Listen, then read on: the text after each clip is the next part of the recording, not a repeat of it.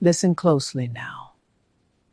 You believe the deepest wound inflicted by today's food is the slow clogging of arteries, the creeping shadow of illness, the quiet betrayal of the heart. No, the true wound is far subtler and more merciless.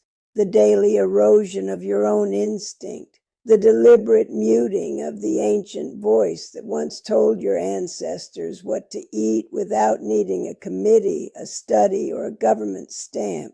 It is the ritual humiliation of handing your sovereignty over to strangers who speak in charts and warnings, strangers whose names fade from memory even as their prescriptions pile up on your counter.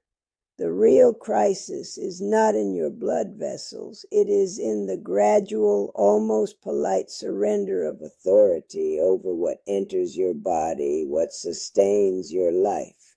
For more than a century, I have watched this surrender take place generation after generation, like a slow tide pulling sand from beneath a house. I have seen whole civilizations of marketing and fear rise up to convince people that the very substances that forged their forebears, dense fat, rich marrow, fermented milk, sun-ripened flesh, are now poisons in disguise. I have seen the architects of those fears, the white-coated prophets of restriction, laid in the ground long before me, their certainties crumbling into footnotes and forgotten journals.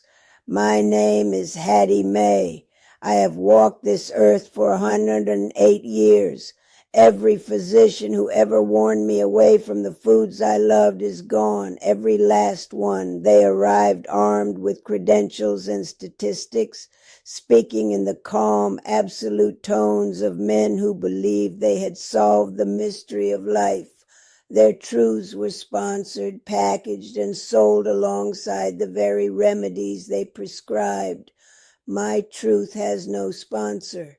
It is older than any of them, carried forward by calloused hands that worked the land anew without needing proof, the unspoken agreement between soil, animal, and human. It is not shouted from screens. It is remembered in the weight of a meal that leaves you strong, in the clear-eyed calm that follows a day well fed, in the steady rhythm of a body that refuses to apologize for being alive. Today I offer you no diet plan, no numbered steps, no promise of quick transformation. I offer 7 living rebuttals to the great amnesia that has settled over us. 7 quiet acts of reclamation. This is the nourishment that carried one woman through more than a century. This is defiance served on a plate. Before we walk further into the shadow territory of lost knowledge, I ask one small thing of you. If these words feel less like new information and more like the stirring of something you already knew deep down, if they land like the return of an old friend, then mark your presence here. Subscribe, leave a trace of this video in the world, and in the comments write the name of the place you call home. Not for vanity, not for numbers, but so we can see scattered across the map where this older current is beginning to flow again. Let us watch how far the signal travels. Let us begin with the first act of reclamation, the one that meets the earliest light, coffee. They labored for decades to convince you that this dark, fragrant brew is a reckless indulgence, a jittery thief of peace, a direct line to cardiac ruin. The truth is older and fiercer. A strong cup of black coffee is not a vice.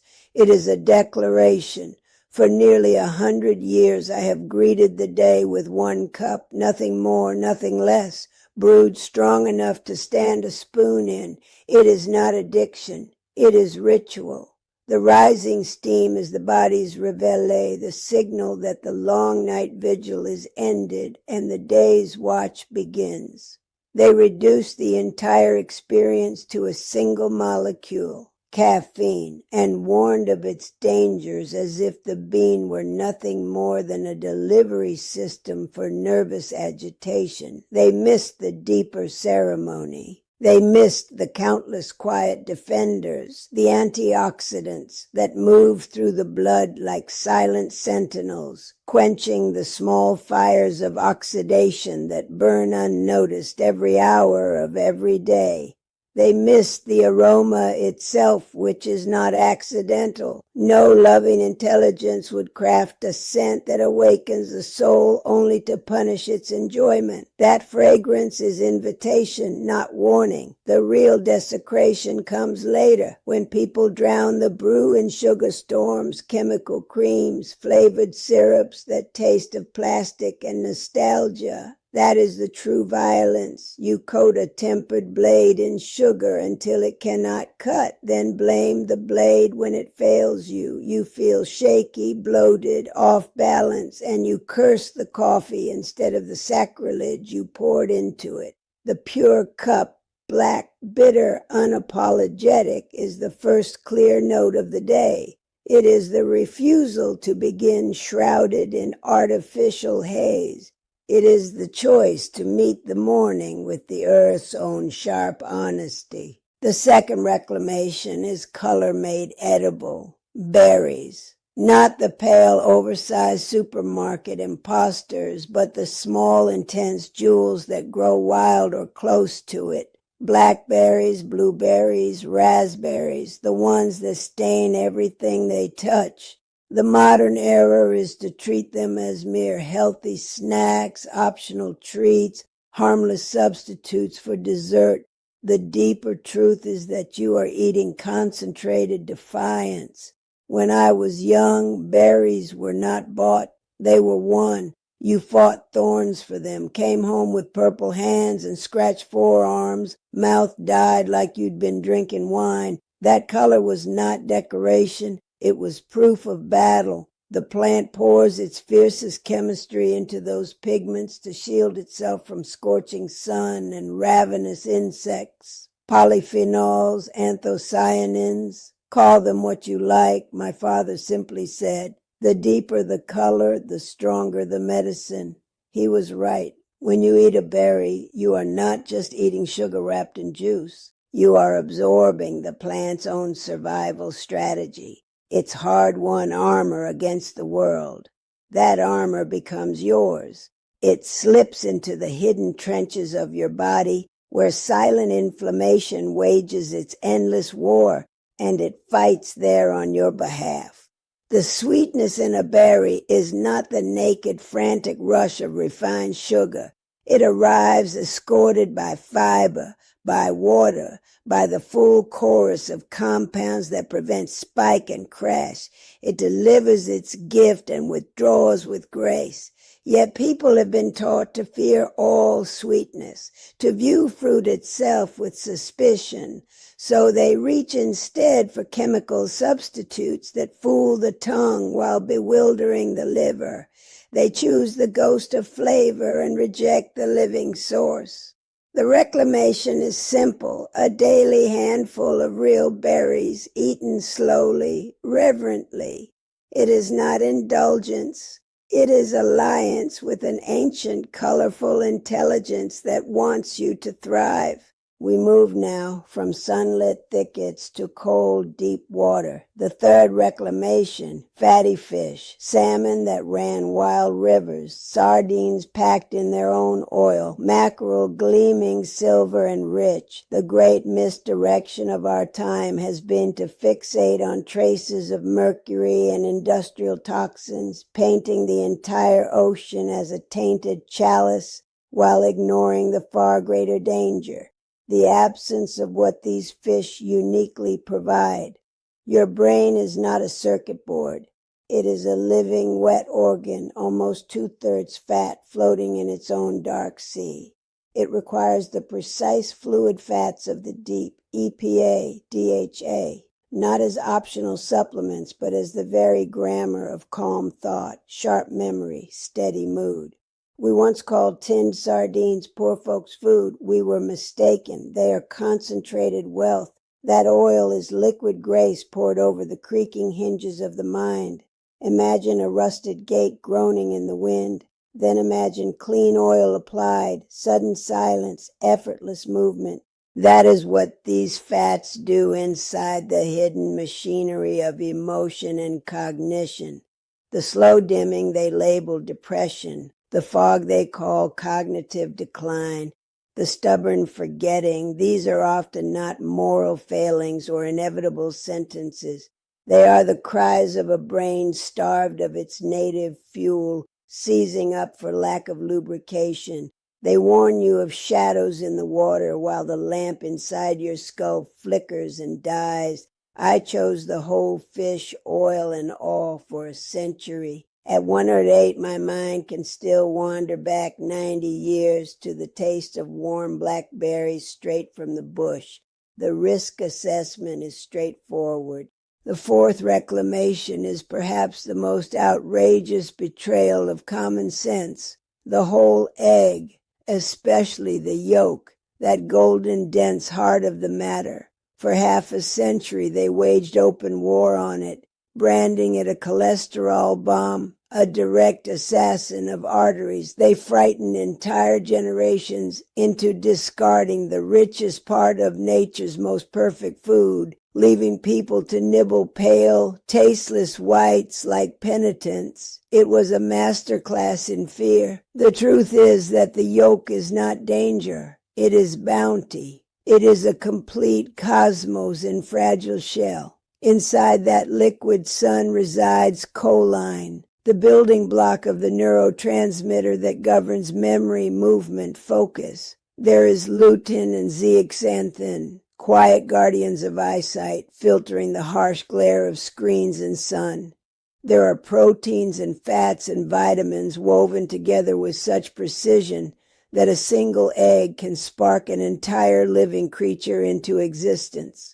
For most of my life, I have eaten 2 eggs every morning, fried slowly in the rendered fat of good bacon, the yolk still soft and molten.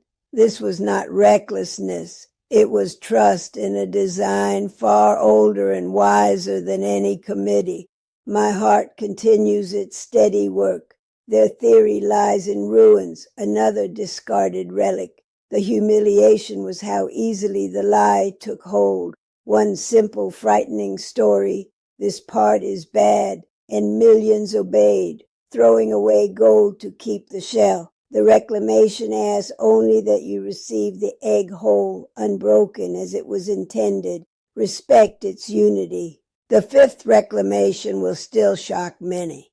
Red meat from animals raised properly. Grass-fed, sun-exposed, allowed to live like animals. The modern indictment is absolute. Red meat is violence on a plate, a guaranteed ticket to early grave. They have cleverly blurred the line between the pale, sickly flesh of factory confinement and the deep red muscle of a creature that walked in sunlight and ate living grass. That conflation is their most skillful illusion.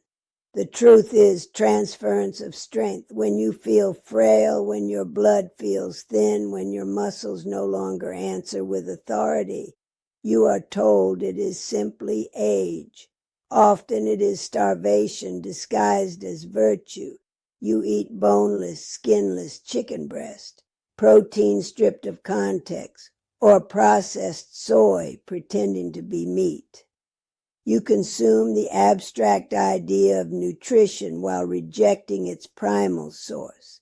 A properly raised steer is a living alchemy. It takes sunlight captured in grass, minerals drawn from deep soil, and through the mystery of rumen and blood transmutes them into dense, bioavailable iron, B12, creatine, carnitine, substances your animal body recognizes instantly and hungers for. This is not sentiment. It is biochemistry older than language. To deny it is to accept a slow, courteous decline. The factory meat we rightly distrust is a mirror of our own industrial sickness projected onto the animal. But the real thing, meat from a life well lived, is not enemy but ally. The tragedy is the trade, deep, mineral-rich power exchanged for pale, lean emptiness. You surrender a broadsword for a plastic knife and wonder why exhaustion wins every battle. The sixth reclamation is quieter, almost invisible to the modern eye. Fermented foods. We did not speak of microbiomes or probiotics. We spoke of kraut, of pickles left to bubble in stone crocks, of thick buttermilk sharp enough to make your mouth water at the memory. These are foods still alive. The great modern mistake is the worship of sterility, the war against bacteria in every corner of life. We have scoured our world and our plates until our inner landscape resembles a concrete wasteland, then wonder why only despair and dysfunction flourish there. Your gut is not a sterile pipeline. It is a dark, wet, fertile forest. Its health dictates immunity, mood, resilience, the very texture of daily existence. You cannot summon genuine joy when that forest is flooded with the toxic runoff of ultra-processed food inhabited only by opportunistic scavengers. Fermented foods are deliberate reseeding. Each forkful of real sauerkraut, each swallow of kefir or true yogurt delivers legions of beneficial organisms that restore order, that extract nutrients otherwise locked away, that stand sentinel against invasion. They calm the constant civil war inside. When the gut is in chaos, it sends urgent dispatches up the vagus nerve.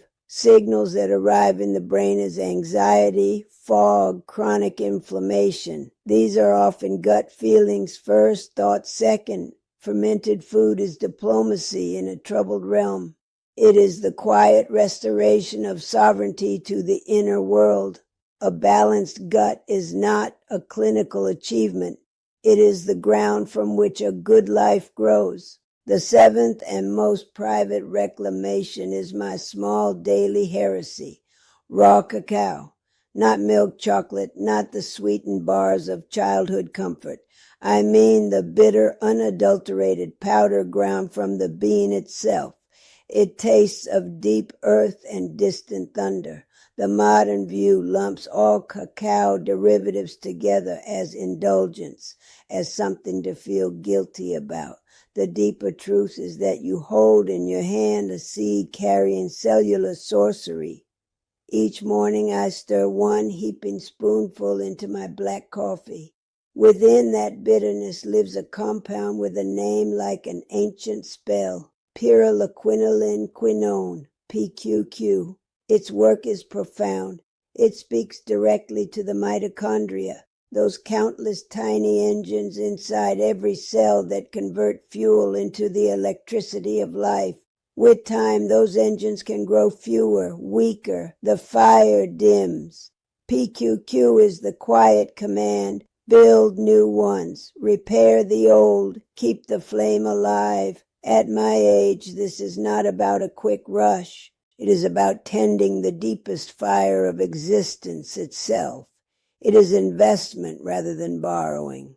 This bitter powder is not instantly gratifying. It demands an acquired taste, but that taste is the taste of wisdom earned. It is the final, private acknowledgement that even the simplest gifts of the earth can carry instructions for renewal. There they are, the 7 coffee, berries, fatty fish, whole eggs, good red meat, fermented foods, raw cacao. These are not items on a shopping list. They are living rebuttals to a century of manufactured fear. They are the foods that sustained one long life. Yet one final truth remains, and it is the most essential. The food is fuel, but it is not the fire. The fire is something else entirely. Your unquenched spirit, your reason for rising, your refusal to let the world extinguish you. You can consume every nutrient in perfect proportion, yet if your inner flame is smothered by resentment, loneliness, or purposelessness, you will still corrode from within. The modern crisis is not only physical malnutrition, it is spiritual starvation. You need a reason to greet the morning that outweighs the fear of its ending. You need people to love, even if they now live only in memory. You need some shard of faith in the stubborn return of sunrise and the persistence of life pushing through cracked pavement. You need a place, real or imagined, to sit at dusk and witness the day close without hurry. You need to release old poisons through forgiveness, not for their sake, but for your own. You need to laugh, especially when laughter feels impossible, because that sound is a fracture in despair's armor. You can eat the finest grass-fed steak on earth, but if your heart is a locked vault of bitterness, the body will eventually mirror it. So you do both labors. You guard the temple of your body with fierce ancestral loyalty, eating what nourished every generation before you. And you guard the hearth of your spirit with steady, quiet courage, giving thanks for bitter and sweet alike, for struggle and rest. You fry your eggs in honest fat, you eat your dark berries, you drink your black coffee laced with earth's own lightning, and then you sit on your porch, real or remembered, and watch the sky shift through the same colors you tasted hours earlier. You close the circle, you live inside it. Do this, and the years may cease to feel like accumulation of loss. They may begin to feel like depth earned, like richness gathered. You may remain not merely alive, but vividly so, for longer than anyone thought possible. Now, if you'll pardon me, the light is turning amber. Somewhere a cup of strong, bitter coffee waits, a spoonful of dark powder ready to be stirred in. There is a wide, quiet world to witness from the porch. The ritual is never finished. It simply begins again.